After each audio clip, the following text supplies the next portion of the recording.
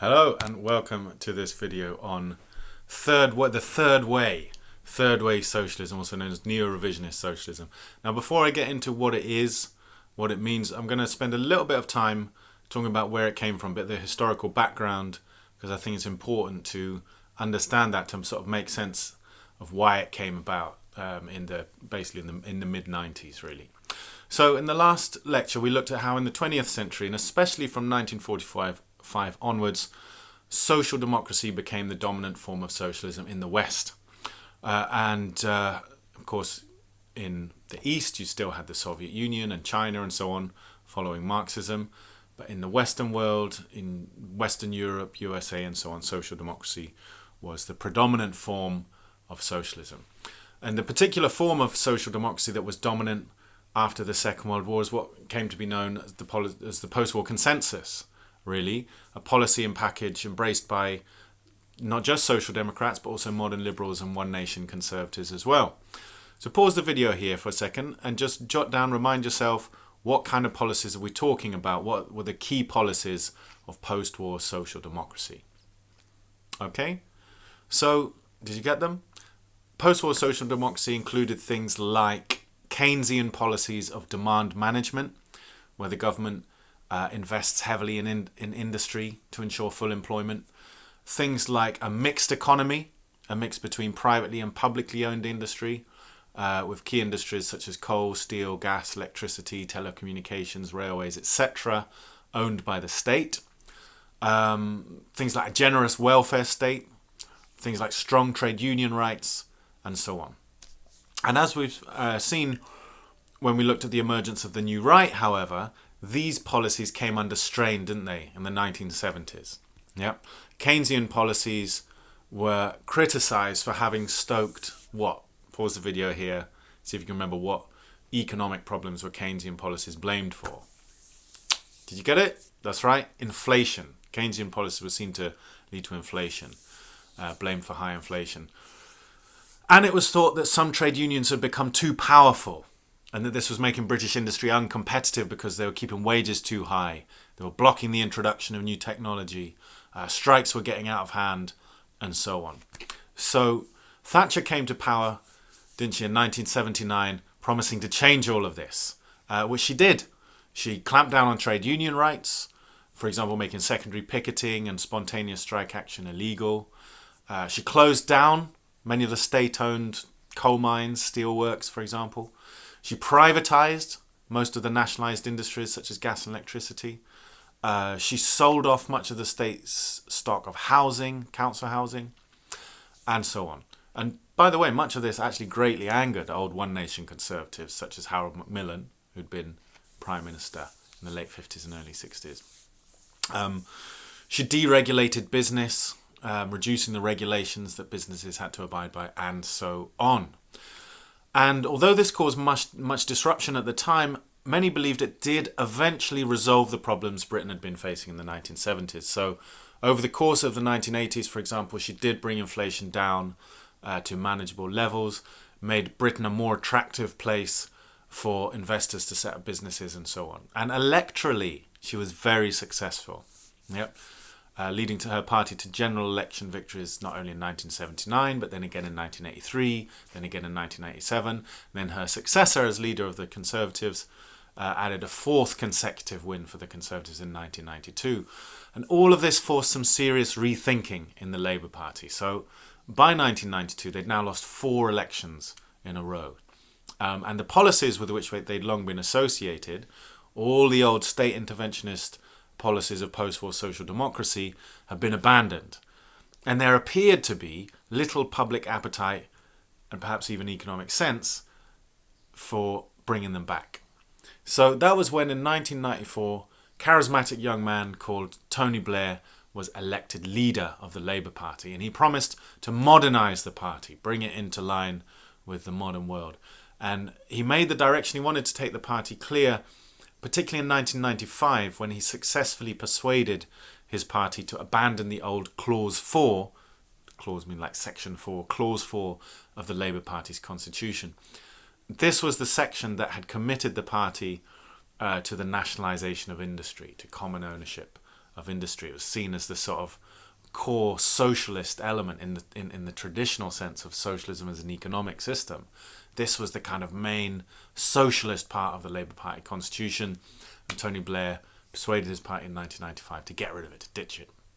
And ditching this commitment to common ownership was seen by many in New Labour, as he renamed the party, to be Labour turning its back on its socialist roots. So what was the ideology, the new ideology, that Blair brought to the Labour Party? What was it? What was it all about? And that's what the rest of this lecture is going to focus on. So Blair's ideas are largely based on those of the sociologist Anthony Giddens, who is seen as the architect of what became known as third way socialism or neo-revisionist socialism. And by third way is meant a middle path between, on the one hand, social democracy, post-war social democracy, Keynesianism, etc., and on the other, neoliberalism, the neoliberalism that had become entrenched during the Thatcher period. So third way is kind of striking a balance between what he called a triangulation between neoliberalism and social democracy. Third way. And Giddens actually accepted much of the economic logic of neoliberalism. He advocated a continuation, in fact, rather than a reversal of Thatcher's programme of privatisation and deregulation, because a free market economy, he believed, was the best way to generate wealth. He believed that the state should not attempt to control and direct the economy, as it had done in the post-war period, because it was much more efficient actually to leave this to the free market. So you can see here why it's kind of called neo-revisionism. Think about around about 100 years earlier, Edward Bernstein had founded revisionist socialism, hadn't he, when he'd said actually maybe capitalism was an efficient way of generating wealth, but it needs to be controlled by the state and so on. And actually here's Giddens nearly 100 years later saying, well, actually, do you know what? Actually, free market capitalism, neoliberalism, is necessary and the best means of generating wealth. So, and furthermore, he accepted the new right critique of the welfare state, that it encouraged dependency and sapped individual responsibility. However, this did not mean he thought the state was redundant. Okay, so here we're going to look at where he differs perhaps from the new right and from traditional neoliberalism. So he promoted what he called actually a social investment state. Whilst the state should adopt free market policies to encourage private investment, it should also use the tax revenue generated by a thriving economy to invest in what he called social infrastructure.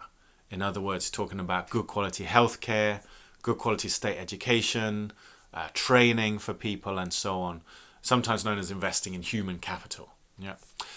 And in fact, if we look at what happened during the Blair years, 97 to 2010, when New Labour was in government in the UK, public spending on both health and education actually doubled during this time, which is why we have all these fancy new buildings around the school. Not that you'd know it when we're stuck in bloody H5A, but there you go. Anyway, this investment in social infrastructure, argued Giddens, was not only morally right, but helped to create a healthy, educated and skilled workforce, which would then attract further investment into the country, creating a virtuous circle. So for Giddens and Blair then, the state's role was not to direct the economy, as had been attempted during the years of post-war social democracy, but to lay the ground for a successful privately owned economy by investing in the people's health, skills, education and so on. Most controversially, Giddens believed that socialists should drop their belief in reducing economic inequality. He believed that equality of opportunity was what mattered. People having the equal opportunities to get to high positions in society and so on, to get rich or to get status. He argued equality of opportunity was what mattered, and that socialists shouldn't worry about a widening gap between rich and poor. So long as the poor were getting richer too, he argued, it didn't matter if the rich were getting richer at a greater rate, which would increase inequality, wouldn't it? He saw this as simply as an inevitable result of neoliberal policies, and since neoliberal policies represented the path to greater wealth overall, they shouldn't be opposed. So in some ways, and traditional socialists often took and take this viewpoint, the third way seemed little more than a capitulation to the new right, really. But this is not quite fair. Whilst it's true that third-way politicians embraced much of the Thatcherite free market program, in fact, did embrace the Thatcherite free market program, as we have seen, this was supplemented with the idea of a social investment state that invested heavily in social infrastructure. Where the new right would generally respond to economic growth by cutting taxes, they'd say, well, if the economy is growing, then we don't need to, we don't need to take so much tax off people, we can reduce taxes. Third way governments, such as that of New Labour, responded not by cutting taxes, but by boosting investment in health and education, as we saw. So the economic growth during the New Labour period resulted, as I said, in a doubling of spending on health and education. Under a neoliberal conservative government, it probably would have resulted instead in a reduction of taxes. So that was one difference. The other big difference was in social policy. The new right, remember, was not just neoliberalism, was it? It was a combination of neoliberalism and what? Pause the video here. New right's combination of neoliberalism and what? Yeah, it's a combination of neoliberalism, which third way socialism largely accepted, and neoconservatism, isn't it? The new right, which third way socialism actually completely rejected. So in social policy, third way thinkers such as Giddens believed in improving non-economic forms of equality, such as racial equality, gender equality, and equality between those of different sexual orientations. They were in fact very liberal in this sense, unlike the new right. Yeah.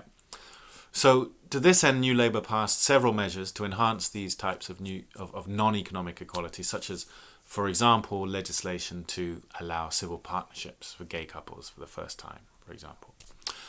Furthermore, in contrast to the neoconservative focus on authority, and particularly centralised authority, third-way socialism promoted measures to disperse political power.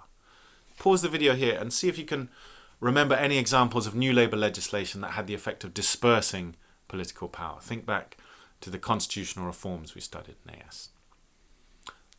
Did you get them? Yep. So we can think of measures such as the creation of the devolved assemblies, the Human Rights Act, the Freedom of Information Act. These are all examples of attempts to disperse rather than centralise political power.